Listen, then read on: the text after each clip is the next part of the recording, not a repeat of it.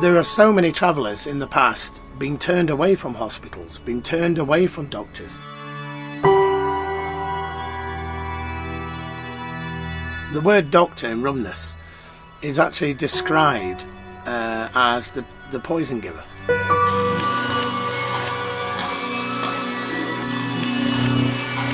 But there's a lot of people who, first of all, are fueled by the amount of upset that they've had in trying to get registered.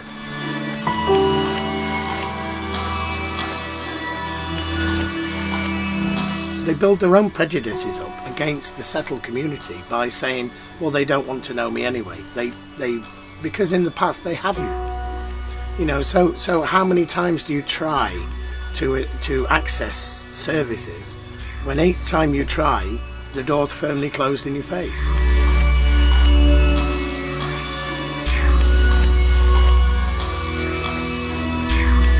Unless you had a permanent address, they wouldn't look at you. They wouldn't treat you. And it still goes on today. I know of somewhere not far from here who is doing exactly the same thing and will not, a whole site full of travellers, will not register them properly.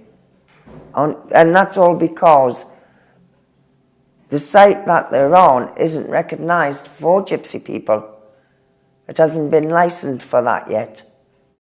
The first point of contact is the first person you see. And if that person is adamant that you are not going to get healthcare, you can't get past her or him. You can't get past that first point of contact. So what the needs of travellers, gypsies and travellers within the health service needs addressing at first point of contact. There needs to be a procedure in place that will automatically register a person as a temporary patient or a long-term patient in exactly the way that that person should be registered, which is exactly the same way as anybody else.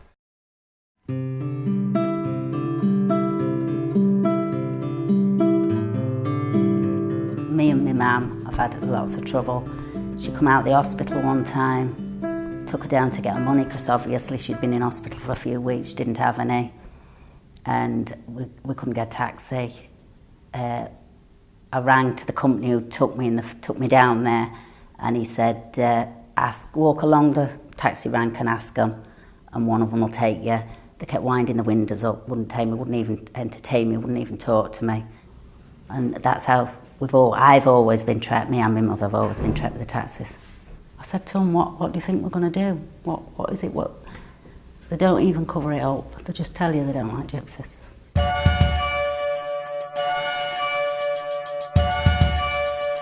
It's very difficult for us to report anything to the police because in the past and certainly in the present we are seen as the aggressors. We're not seen as victims. We are perceived as not being capable of being a victim. So straight away, when you walk into a police station and tell them you're a gypsy traveller, they think you're reporting for bail, or they think you're reporting back. They don't actually think that you've come to report an incident against you. It's very difficult to talk to a policeman, especially on site, because there's a code amongst us. You don't grass on your own. You don't. You know, and if they come on site, be it a large site, we know in seconds that they're on the camp. It's very difficult to trust a policeman when on the Monday you report a crime to him and on the Wednesday he's trying to kick you off the site. No, like we go travelling that, yeah, and we pull on like a piece of field or something like that, yeah, just to stop there for a while, yeah. They're like the police, they come there and that, and they say you'll have to move. You've got so long to move for that. But we ain't doing no harm. When we go there, we pick the rubbish up, we keep it clean, and then when we move, we take all the rubbish with us. But they're still not happy because even when we get permission from, like farmers, if we pull on a farmer's field, we get permission off a farmer. But you got the police come there. Yeah, but the police still come and say you got to move and whatever, and bailiffs and say you've got such many days to move. But the farmer and the peoples give us permission to live there. He says, as long as you pick your rubbish up or whatever and take it with you, you can stay there. But the police still come and kick us off it because they don't want us in their thingy. What will change people's perceptions of the police is when they engage with us. They engage with us on a positive manner, that they actually understand us.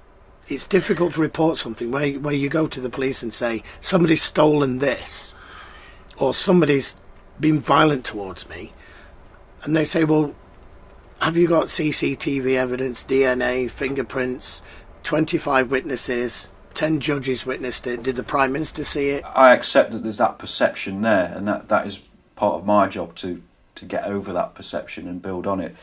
Every incident, be it hate crime or a normal crime, if it is a crime, has to have a degree of evidence for it to be processed through the legal system.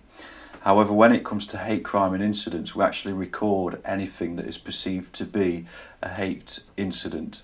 It doesn't mean it has to be a crime, but we will investigate it just as thoroughly as we would a crime. People often expect certain outcomes from a crime, and that's where this perception comes from. And people say, oh, I always want it to go to court. There are other options available to us to deal with those people that are subjecting others to hate crime and incidents. Took it to the police, they didn't have enough evidence. They went on for weeks saying that they was going to interview him, and it must have took 3 months before they interviewed him, and they didn't have enough evidence then, they said. So it's just I've come to dead ends all the way along. And I just wonder if I wasn't a gypsy, if that would have been the outcome of it, if I hadn't been a gypsy. We do take every hate crime and incident very seriously in Nottinghamshire Police, and we'll investigate them thoroughly and try and gain the evidence. If we don't get the evidence we need, then we always feed that back to the what we call the injured party, explain the reasons why, and see if we can build upon that. A prosecution isn't everything in this case. What we need to do is ensure that the injured parties and people reporting such incidents are protected, receive the support of us and our partner agencies to ensure they don't become repeat victims and suffer similar acts again. It's starting to just change a wee bit. They're starting to involve themselves.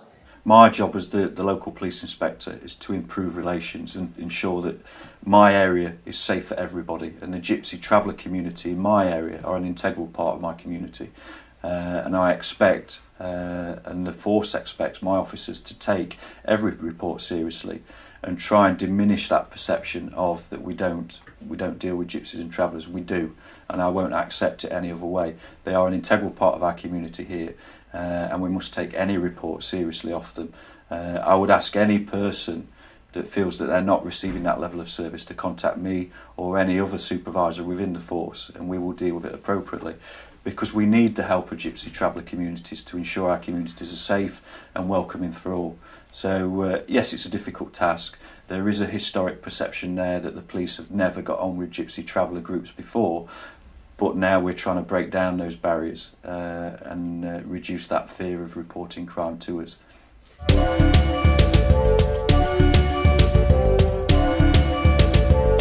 I just feel that at school I'm being singled out by all the teachers since my second week of school, where teachers said that we don't want your kind in our school. I just don't trust the school anymore. It just makes me feel upset.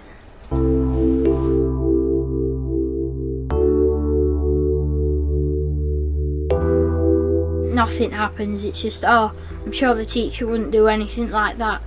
That's all that happens when I tell anyone. Do you take notice in when you pull out and whatever, like when you go travelling? Mm-hmm. But you don't take notice in if you go and tell the teacher that they've called your name?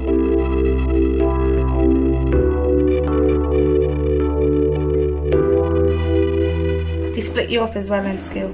Well, when I went in, I was split up. I was in one lesson with my cousin Angel, and then every other lesson I was full of gorgeous, who sit by myself in a corner. I get told off and shouted at, and then I get moved in to a different place in the classroom and really just like isolated.